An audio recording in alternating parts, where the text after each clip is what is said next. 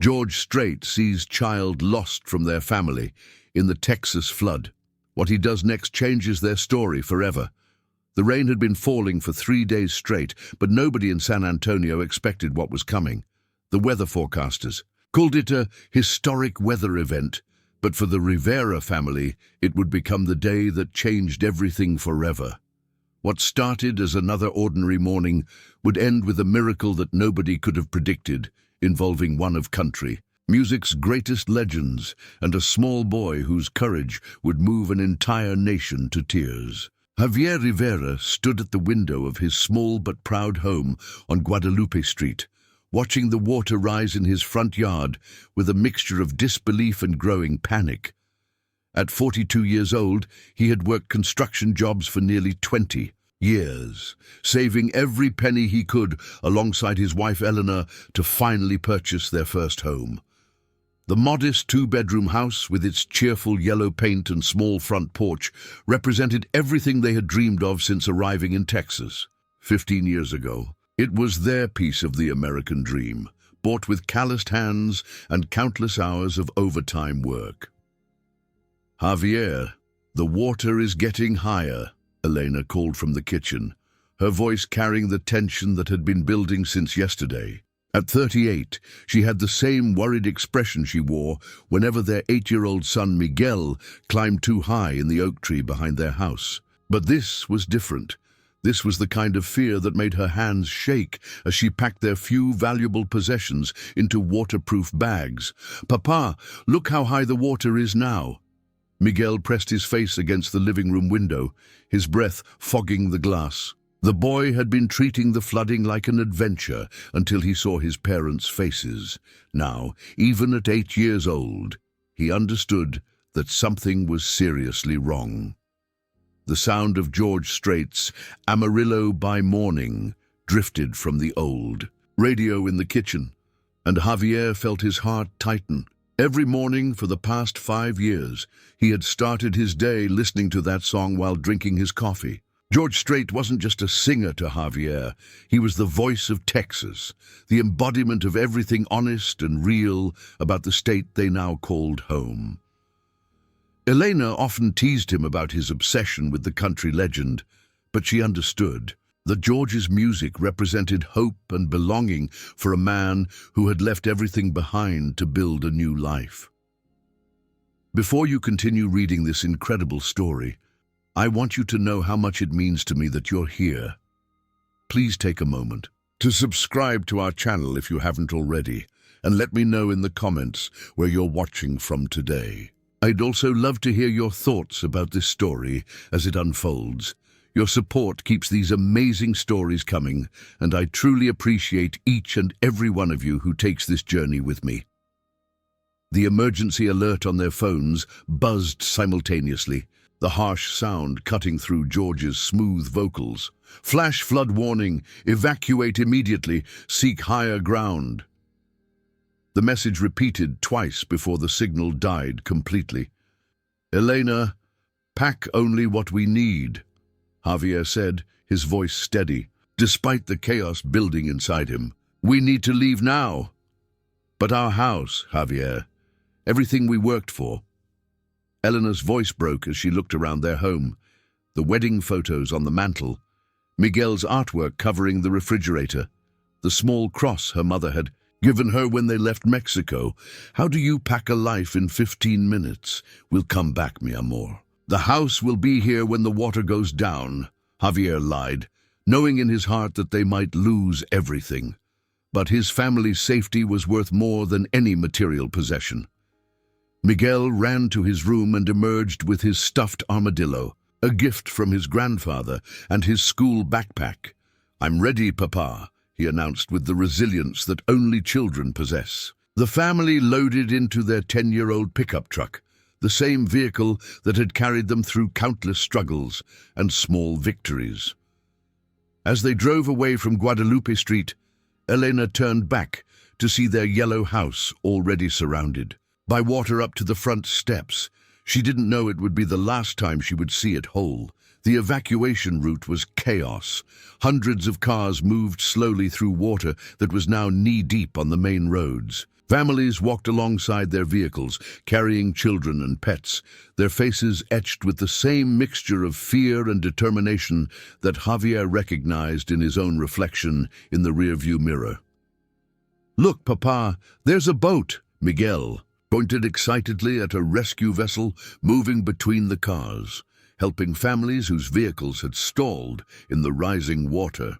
The National Guard rescue boat approached their truck as the engine began to sputter.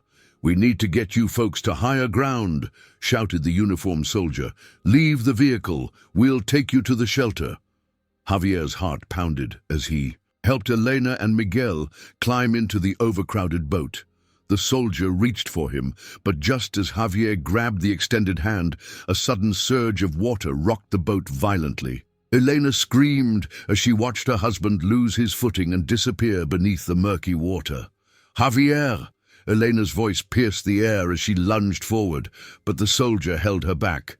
"Papa!" Miguel's small voice was lost in the chaos as more people were pulled into the boat. When Javier's head broke the surface 20 feet away, he saw the rescue boat being swept downstream by the current. He could hear Elena calling his name, could see Miguel's terrified face growing smaller in the distance. The boat was overloaded and couldn't turn back safely in the treacherous current. "Take care of my family," Javier shouted, his voice barely audible over the sound of rushing water and distant sirens. Elena collapsed into sobs as she realized she was being separated from her husband. Miguel pressed against her, his small body shaking with fear and confusion. The 8-year-old didn't understand why his father wasn't in the boat with them, why his mother was crying so hard, or why the water was taking away everything he had ever known. "Where's Papa going?" Miguel asked, his voice small and frightened. "He'll find us, mijo. Papa always finds us," Elena whispered, though her heart was breaking with uncertainty. The rescue boat struggled against the current, its engine working.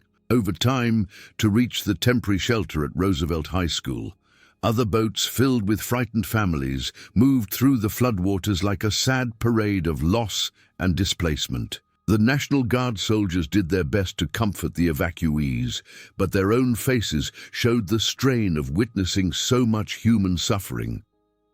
As they approached the high school, Eleanor could see hundreds of people gathered on the steps and in the parking lot. Cars, trucks, and buses were arriving constantly, bringing more families who had lost everything to the flood. The building itself sat on a hill, making it one of the few safe places in the area. "We'll help you find your husband, ma'am," the soldier said gently as he helped Elena and Miguel off the boat. "The Red Cross is keeping track of everyone who comes through the shelters." But even as he spoke those hopeful words, Elena could see the overwhelmed expressions on the faces of the emergency workers. There were simply too many people, too much chaos, too little organization. How would they ever find Javier in this disaster? Miguel held tightly to his mother's hand as they walked toward the school building. His small world had been turned upside down in the span of an hour. His house was underwater, his father was missing, and his mother was crying in a way he had never seen before. But somewhere in his 8-year-old heart, he still believed that everything would be okay, that his papa would find them soon, and that they would all be together again. Neither Elena nor Miguel could have imagined that at that very moment, 60 miles away, a 73-year-old country music legend was loading his own boat with rescue supplies, preparing to join the search efforts. George Strait had cancelled his weekend concert in Houston the moment he heard about the flooding, despite the disappointment of thousands of fans who had been waiting months for the show. The king of country music was about to become something much more important than an entertainer. He was about to become a hero in the most unlikely way, and his path was about to cross with that of a small boy who would change his life forever. The rescue boat carrying Elena and Miguel disappeared into the crowd of evacuees, just as another boat was launching from a private dock on the other side of the city, carrying a man whose music had provided the soundtrack to Javier Rivera's American Dream. George Strait adjusted his worn baseball cap and checked the boat's engine one more time. At 73, he moved with the same quiet confidence that had made him a legend on stage. But today, there was an urgency in his movements that had nothing to do with music. He had been watching the news since dawn, seeing the devastation unfold across his beloved Texas, and he couldn't just sit in his comfortable home while his neighbors were suffering. "You sure you want to do this yourself, George?" asked Tommy Martinez, his longtime friend and ranch manager, who was helping him load supplies into the boat. "The National Guard has plenty of boats out there." "Tommy, I've been singing about Texas for 50 years. Time to do more than just sing about it," George replied, his voice carrying the same sincerity that had made millions of fans feel like he was speaking directly to them. "Besides, I know these waters. I've been fishing and hunting in this area since I was Miguel's age." The irony of that statement wouldn't become clear until much later. George had grown up in nearby Pearsall, and despite his fame and fortune, he had never forgotten his roots. When disaster struck Texas, he didn't just write checks or make public statements. He rolled up his sleeves and got to work. This wasn't the first time he had personally joined relief efforts, but something about this flood felt different. Maybe it was the sheer scale of the destruction, or maybe it was the haunting images of families being separated that reminded him of his own father's stories about the Depression. As George navigated his boat through the flooded streets of San Antonio, he passed scenes that would stay with him forever. An elderly woman sitting on her porch roof, clutching a small dog. A family of 5 crowded on top of their minivan, waving frantically at every passing boat. Children crying for parents they couldn't see. The water was murky brown, filled with debris that told the story of lives interrupted, family photos, children's toys, pieces of furniture that had been someone's treasured possessions just days before. "This is Coast Guard Auxiliary. Identify yourself," crackled the radio. "This is George Strait, civilian volunteer assisting with rescue operations," he responded, his voice steady despite the chaos around him. "Copy that, Mr. Strait. We have reports of a possible person stranded near the intersection of Commerce and Alamo. Can you investigate?" "On my way," George replied, turning his boat toward the reported location. The intersection was barely recognizable. What had once been a busy commercial area was now a lake dotted with rooftops and the tops of traffic lights. George scanned the area methodically, the way his father had taught him to search for lost cattle on the ranch. That's when he saw it, a small movement on the roof of a partially submerged sedan about 50 yards away. At first, George thought it might be debris blown by the wind, but as he got closer, his heart stopped. It was a child, a small boy, sitting alone on the roof of the car with water rising around him. The boy was hugging his knees to his chest, and even from a distance, George could see he was shivering. "Hey there, son!" George called out as he carefully maneuvered his boat closer. "You okay?" Miguel looked up at the sound of the voice, his eyes wide with fear and exhaustion. He had been on that roof for over 2 hours, watching the water slowly rise, praying that someone would come for him. His small body was shaking from cold and terror, and his voice was barely a whisper when he tried to respond. "I can't find my mama and papa," Miguel said, his words catching in his throat. George's heart clenched. He had seen a lot of tragedy in his life, had sung songs about heartbreak and loss, but nothing had prepared him for the sight of this frightened child alone in the flood. The boy couldn't have been more than 8 or 9 years old, with dark hair plastered to his head and clothes soaked through. "Well, we're going to find them," George said with quiet confidence as he brought the boat alongside the car. "But first, let's get you somewhere safe and warm. Can you reach my hand?" Miguel hesitated for a moment, His parents had always taught him to be careful around strangers, but this man had kind eyes and a gentle voice. Plus, the water was still rising, and he didn't have much choice. "I'm scared," Miguel whispered. "I know you are, son. But I promise, everything's going to be okay. My name is George. What's yours?"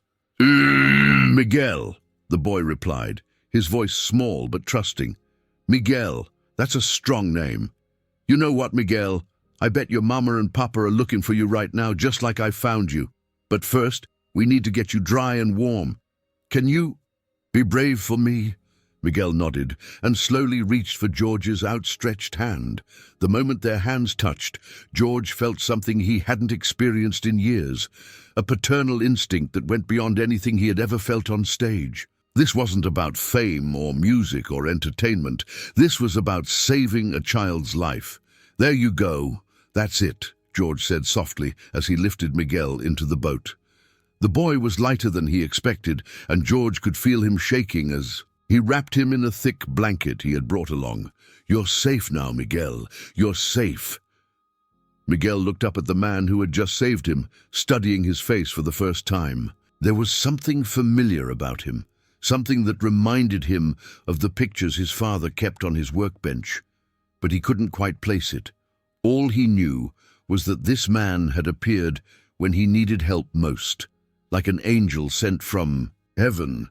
"Are you going to help me find my mama and papa?" Miguel asked, his voice still shaky but hopeful. "You bet I am," George replied, starting the boat's engine. "Tell me about them. What are their names?" "My papa is Javier Rivera, and my mama is Elena. We got separated when the water took our truck. The soldiers put me and mama in a boat, but papa couldn't get in. The water was too strong." George's jaw tightened as he listened to Miguel's story. He had heard variations of it all morning on the radio. Families separated in the chaos, children lost in the confusion, parents desperate to find their kids. But hearing it from this small boy made it real in a way that news reports never could. "Where were you and your mama taken?" George asked gently. "A big school, Roosevelt something. There were lots of people there, and mama was crying because she couldn't find papa." "Roosevelt High School. I know where that is," George said, relief evident in his voice. "We'll get you back to your mama, Miguel, I promise." As they traveled toward the school, George noticed that Miguel was staring at him with curious eyes. The boy seemed to be working up the courage to ask something. "What is it, son? Are you famous or something? You look like someone my papa knows, but I can't remember who." George smiled. "Well, some people know me. I'm a singer, country music." Miguel's eyes widened suddenly. "Do you know George Strait? My papa loves George Strait. He plays his music every morning and sings along really loud. Mama says he's tone deaf, but papa doesn't care." The moment hung in the air between them. George looked at this small boy, who had just lost everything, whose father was missing, whose world had been turned upside down, and he felt something shift inside him. This wasn't just about a rescue anymore. This was about a connection that went deeper than chance. "Miguel," George said quietly, "I am George Strait." The boy's mouth fell open. "No way! Really? Really? My papa is never going to believe." "This," Miguel said, his eyes bright with excitement for the first time since the flood began. "He's going to think I'm making it up." "Well, we'll just have to make sure he knows it's true," George said, his voice thick with emotion. "Tell me more about your papa, Miguel. What does he do?" "He builds houses. He works really hard, and his hands are all rough from the tools. He says he's building our future, one brick at a time. And he always says that George Strait music makes the work go faster." George felt tears prick his eyes. Here was a man he had never met, who had been listening to his music while building a life for his family, who had just lost everything in the flood. And now George was carrying that man's most precious treasure back to safety. "Your papa sounds like a good man, Miguel." "He is. He's the best papa in the whole world, and he always keeps his promises." Just like I'm going to keep mine, George said firmly. We're going to find your mama and your papa, and we're going to make sure your family is together again. As they approached Roosevelt High School, George could see the crowds of people gathered in the parking lot and on the steps. Hundreds of families, all dealing with their own tragedies, all hoping for news of missing loved ones. Finding Elena in that crowd would be like finding a needle in a haystack. But George Strait had never backed down from a challenge, and he wasn't about to start now. Especially not when it came to reuniting a family that had already been through so much. "Miguel," George said as they pulled up to the makeshift dock that had been set up near the school, "I need you to stay close to me, okay? There are a lot of people here, and I don't want to lose you again." "Okay, Mr. George," Miguel said, his small hand slipping into George's calloused one. As they walked toward the crowd, George felt the weight of responsibility settling on his shoulders. This was no longer just about rescue operations or disaster relief. This was about a promise he had made to a frightened child. And George Strait had never broken a promise in his life. What he didn't know was that Elena Rivera was somewhere in that crowd, frantically searching for any sign of her son, while Javier was trapped on the other side of the city, fighting his own battle against the floodwaters. The family that had been torn apart by the disaster was about to be brought together by the most unlikely guardian angel any of them could have imagined. Elena had been walking through the crowded shelter for 3 hours, showing Miguel's school.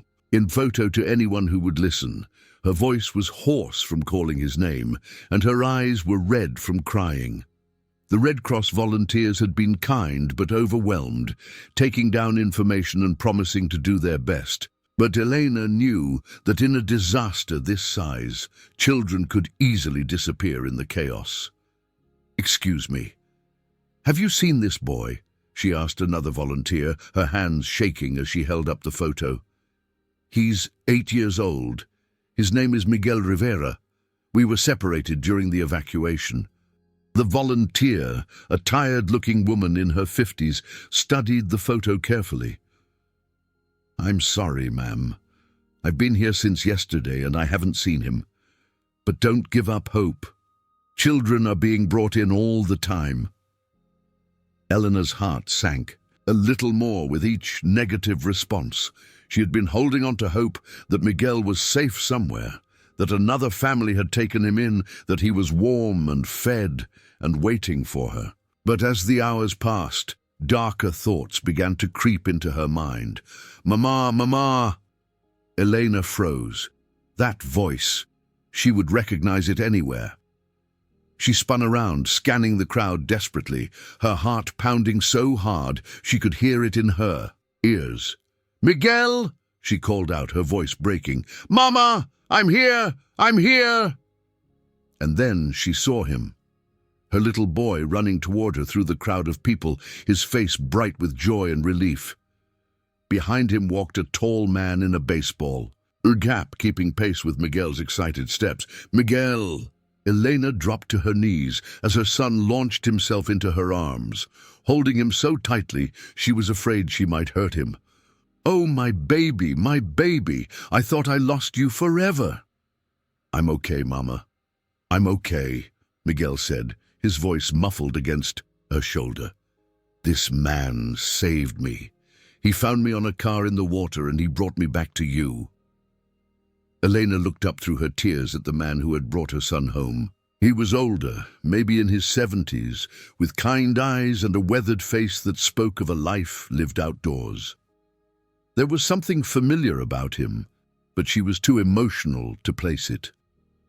"Thank you," she whispered, still holding Miguel tightly. "Thank you so much. I don't know how to repay you." "No need to repay anything, ma'am," George said gently, removing his cap. "I'm just glad Miguel is safe and back with his mama." Elena wiped her eyes and looked at the man more carefully.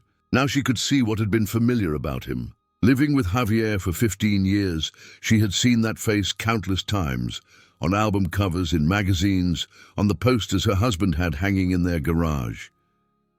You're George Strait, she whispered in disbelief. Yes, ma'am, I am. Mama, he's George Strait, Papa's favorite singer, Miguel exclaimed, still holding on to his mother, but looking back at George with admiration. He saved me, Mama. He promised he would bring me back to you, and he did. Elena felt overwhelmed. The man who had been the soundtrack to her husband's dreams, whose music had filled their home for years, had just saved her son's life. It felt impossible, like something out of a movie. I don't understand, she said, struggling to process what was happening. Why were you out there? Why did you...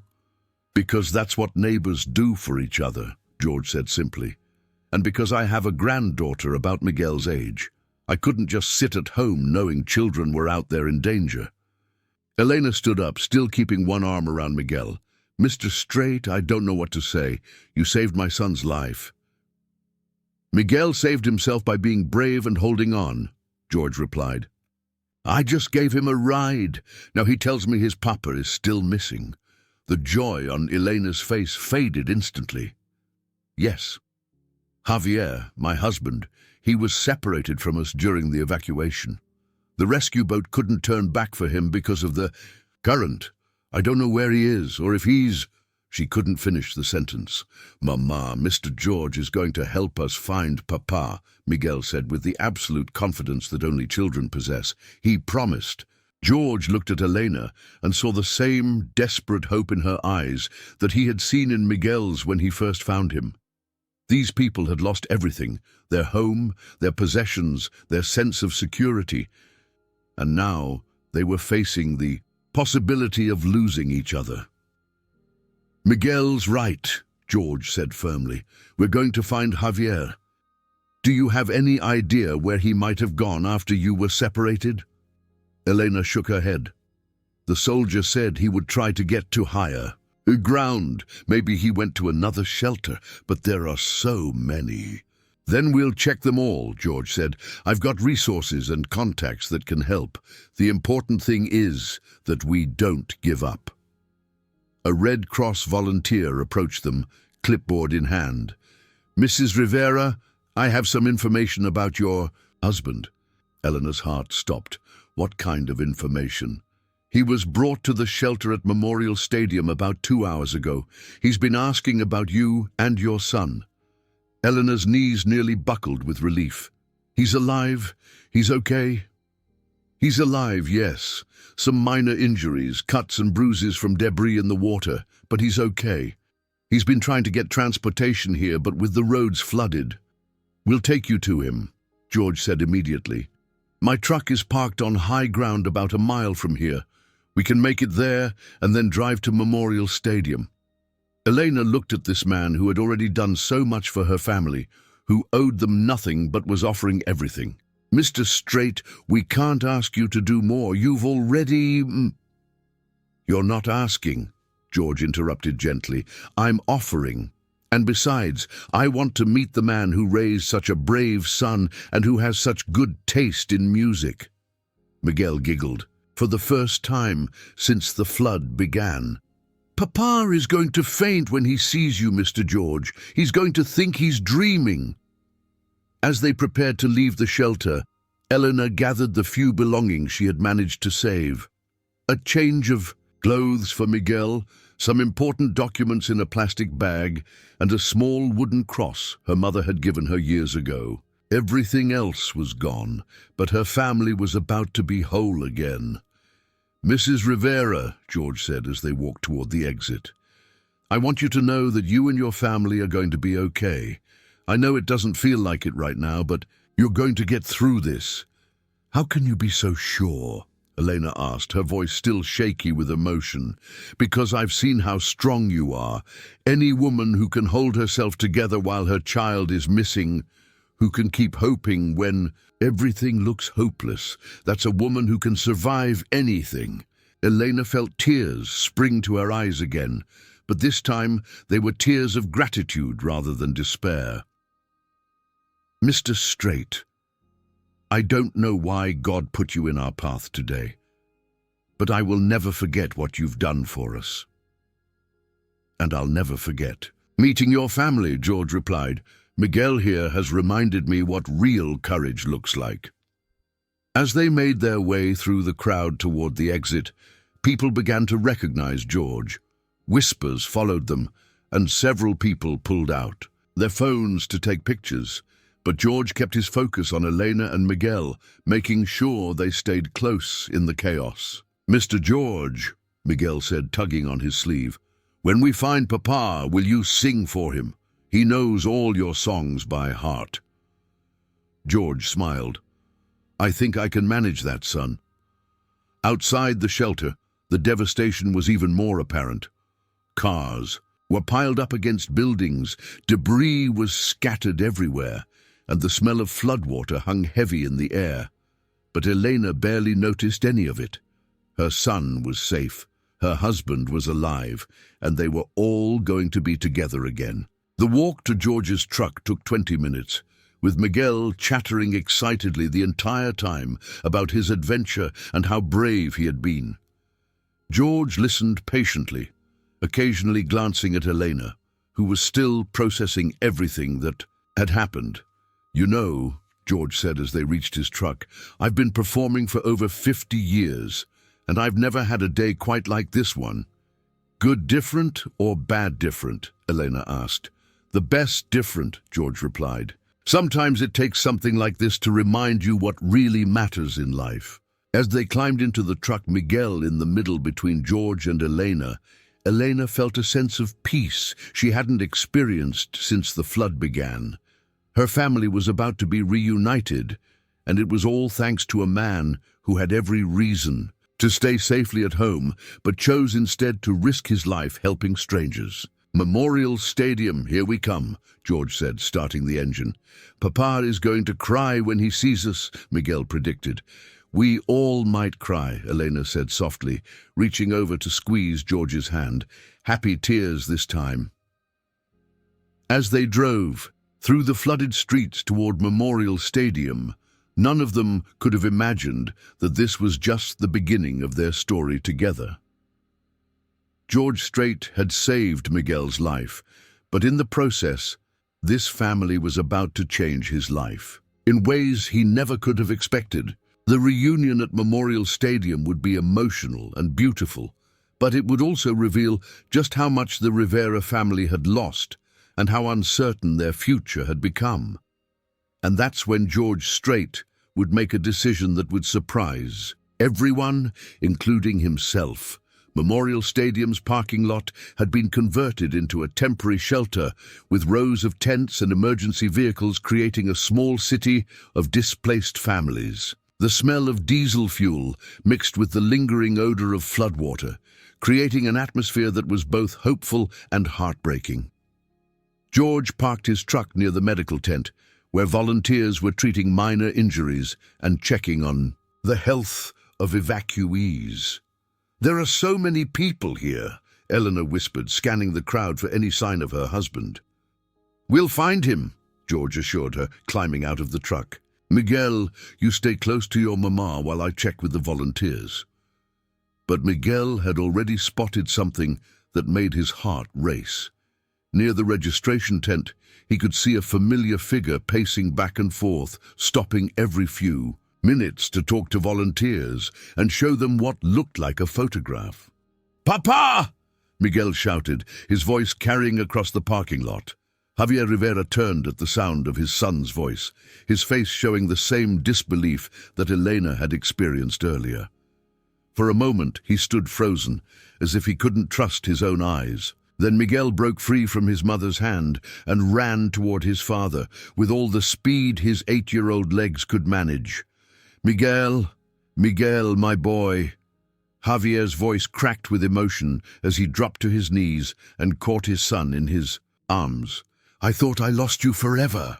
Elena followed, tears streaming down her face as she watched her husband hold their son. When Javier looked up and saw her, his composure completely broke. He stood up with Miguel still in his arms and reached for Elena with his free hand.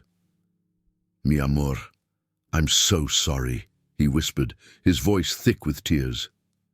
I tried to get back to you, but the water was too strong. I failed you both. You didn't fail anyone, Eleanor said firmly, wrapping her arms around both her husband and son. You're here, we're all safe. That's all that matters. George hung back, watching the reunion from a respectful distance. He had seen a lot of emotional moments in his life, but this raw display of family love touched something deep in his heart. This was what mattered. Not album sales or awards or fame. This moment right here, this pure joy of a family finding each other again. After several minutes of tears and embraces, Miguel finally pulled back from his parents and looked at his father with excitement dancing in his eyes. Papa, you're never going to believe what happened to me. What happened, mijo? How did you get here? George Strait saved me, Papa. The real George Strait. He found me on a car in the water and brought me back to Mama. Javier looked confused. Miguel, what are you talking about? He's telling the truth, Elena said, wiping her eyes. Mr. Strait is right over there. He's been helping us look for you. Javier followed Elena's gaze and saw George walking toward them. For a moment, Javier's face went completely blank, as if his brain couldn't process what he was seeing. Then recognition dawned, and his expression shifted through several emotions at once: disbelief, shock, and finally overwhelming gratitude. You're really George Strait, Javier said, his voice barely above a whisper. I am, George replied, extending his hand.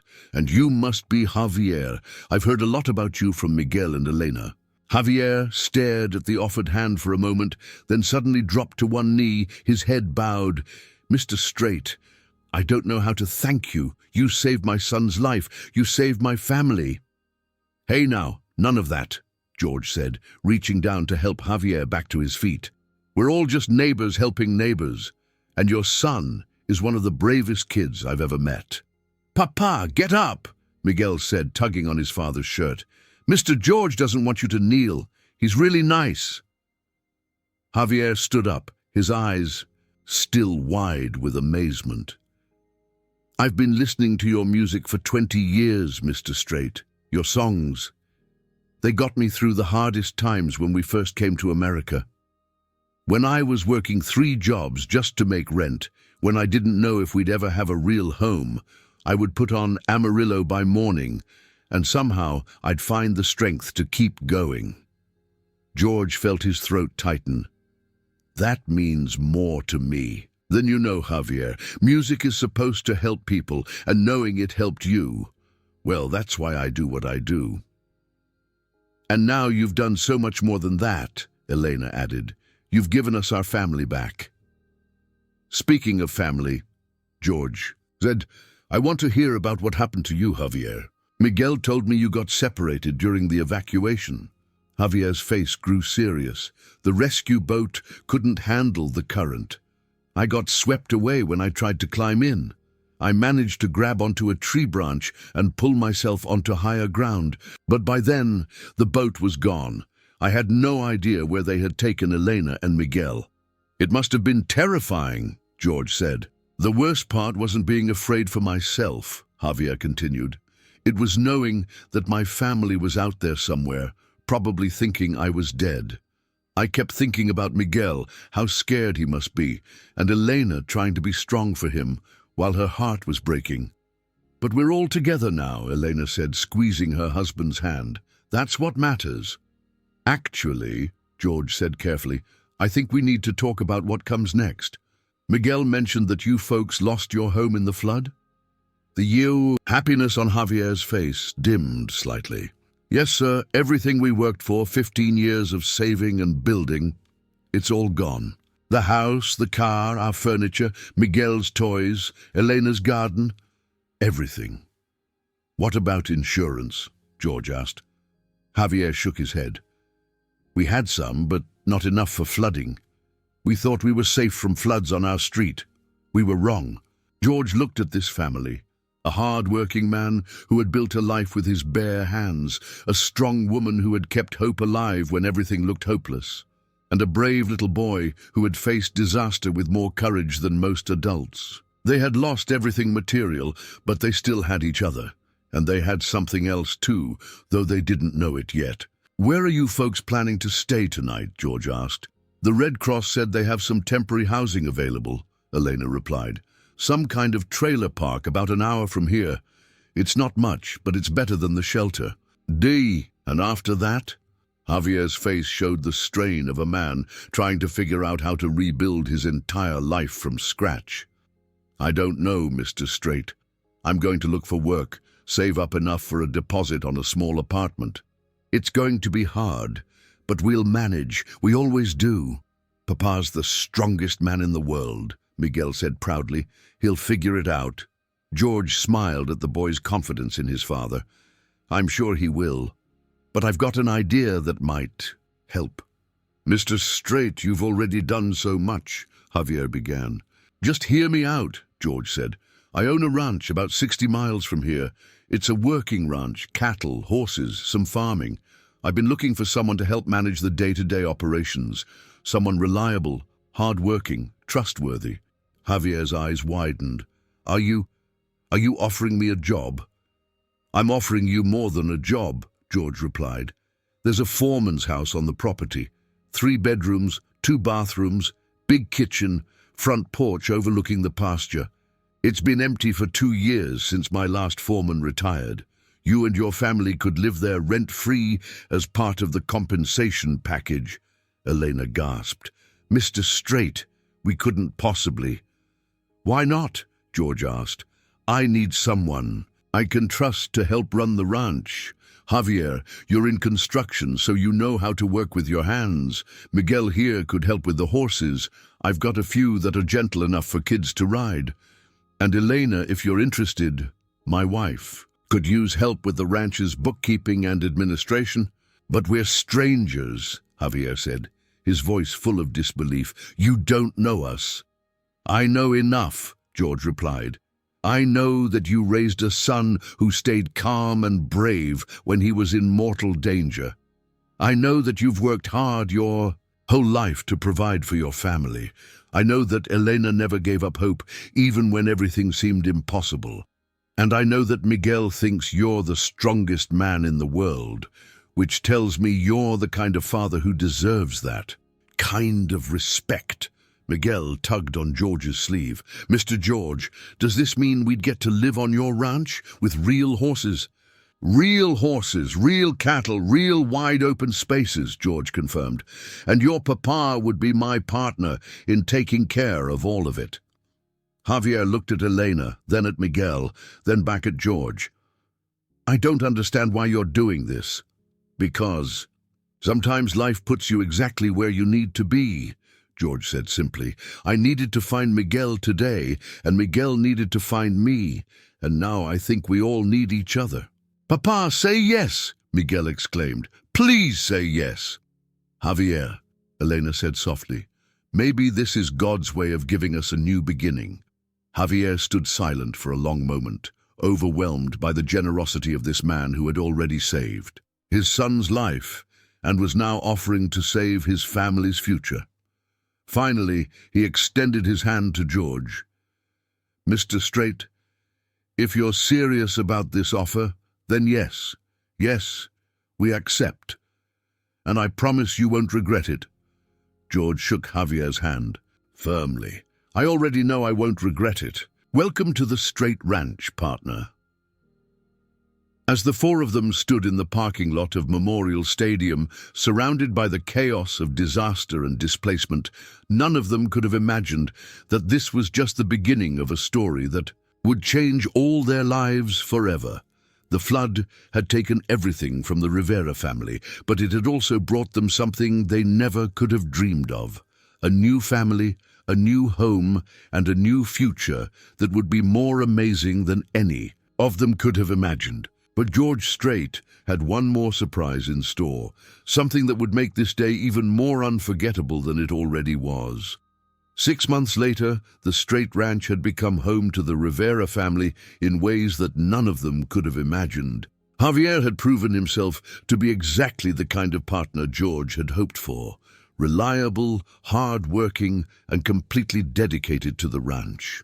Elena had taken over the administrative duties with an efficiency that impressed everyone, and Miguel had become the unofficial mascot of the ranch, spending his afternoons after school, helping with the horses and charming every visitor who came through the gates. But it was on a warm September evening, as the family sat on the porch of their new home, watching the sunset paint the Texas sky in shades of orange and pink, that George made an announcement that would change everything once again. "I've been thinking about something for a while now," George said, settling into his favorite rocking chair next to Javier, "and I want to run it by you folks." "What's on your mind, Mr. George?" Elena asked, looking up from the sweater she was knitting for Miguel. "Well, you know I've been in this business for over 50 years. I've sold millions of albums, played thousands of concerts, won more awards than I can count. But nothing, and I mean nothing, has ever felt as important as what happened the day I met your family."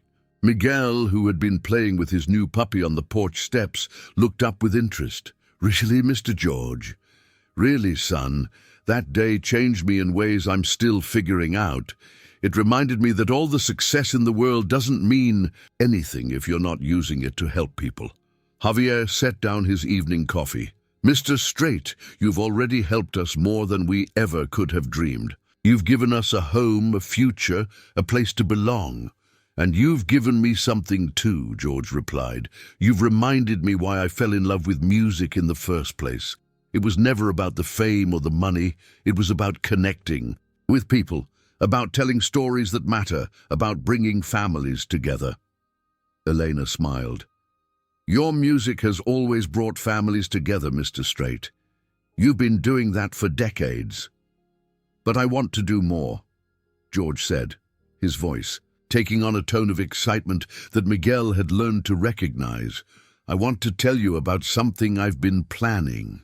George stood up and walked to the edge of the porch, looking out over the ranch that had become so much more than just a place to raise cattle. "Next month, I'm announcing my farewell tour. 50 cities, one last chance to say goodbye to the fans who've supported me all these years." "You're retiring?" Elena asked, surprise evident in her voice. "From touring, yes, but not from music, and definitely not from what really matters." George turned back to face them. "I want the farewell tour to be about more than just music.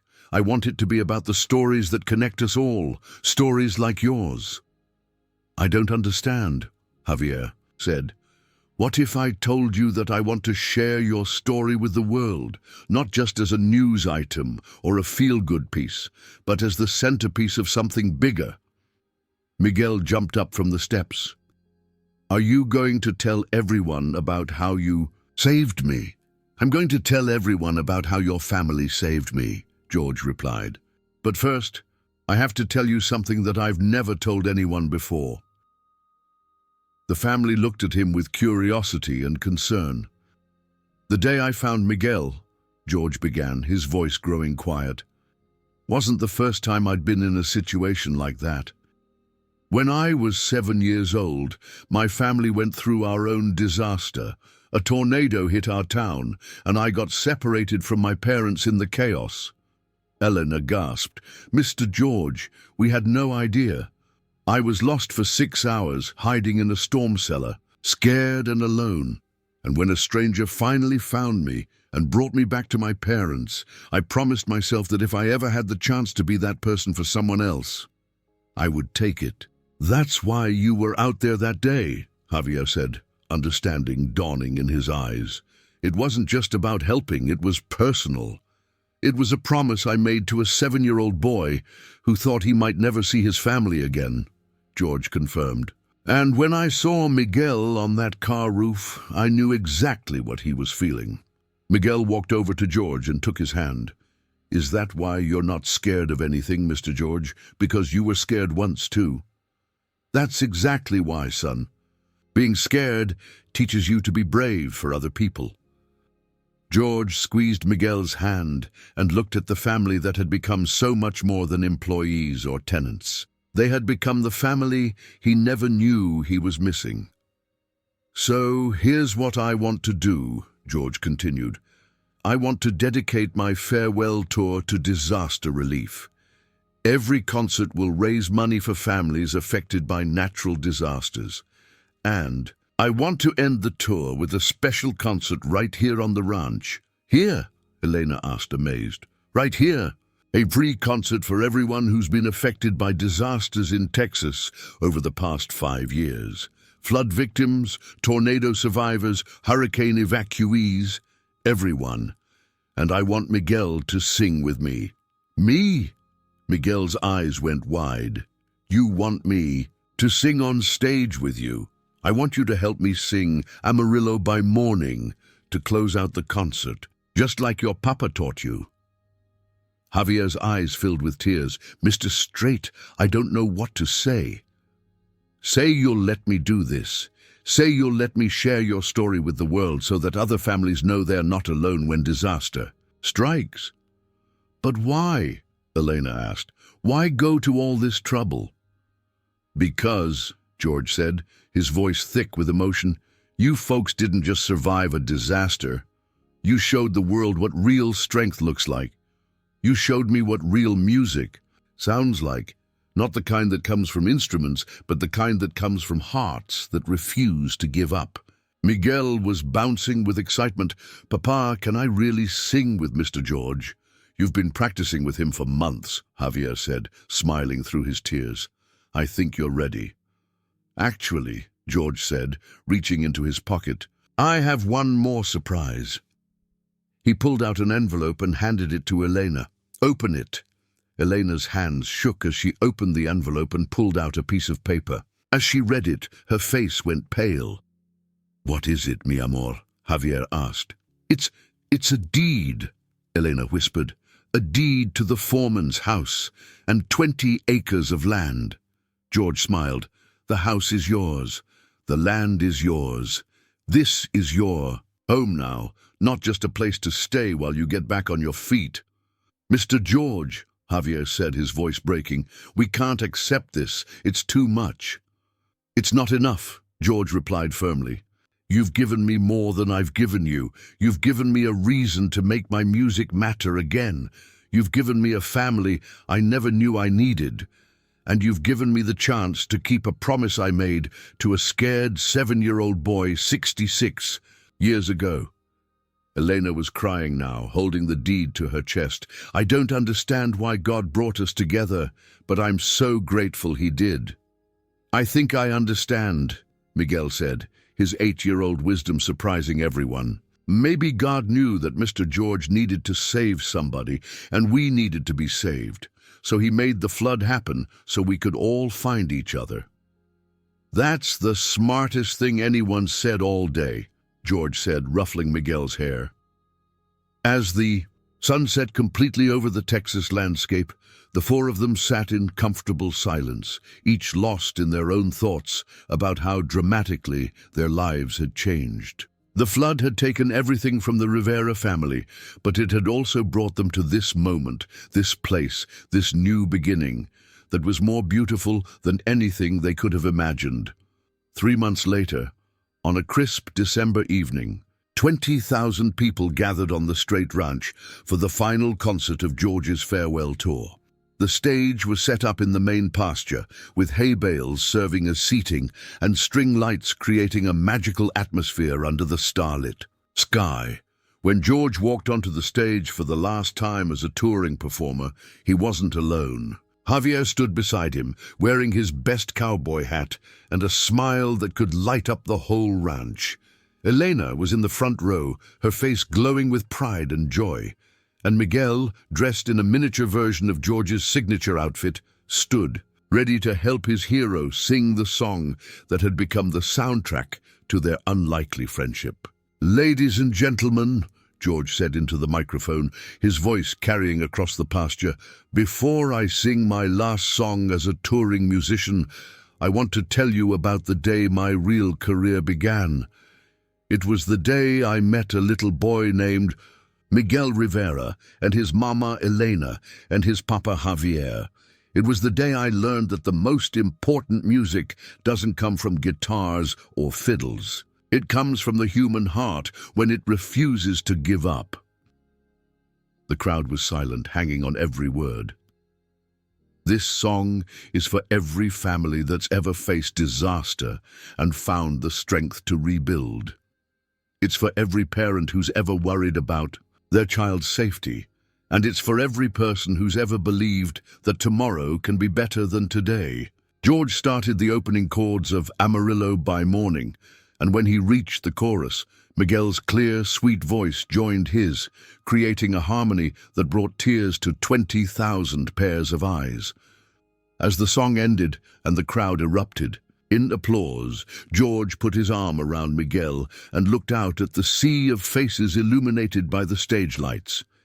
In that moment, he knew that this was how his story was supposed to end, not with a farewell, but with a new beginning. A beginning that started with a flood, a frightened child, and a promise that sometimes the most important rescue missions are the ones where everyone involved gets saved. The Rivera family had lost everything in the flood, but they had gained something infinitely more valuable, proof that in the darkest moments when all seems lost, hope can arrive in the most unexpected ways. And sometimes, just sometimes, that hope comes wearing a cowboy hat and carrying a guitar, ready to remind us all that the most beautiful music is the sound of a family coming home.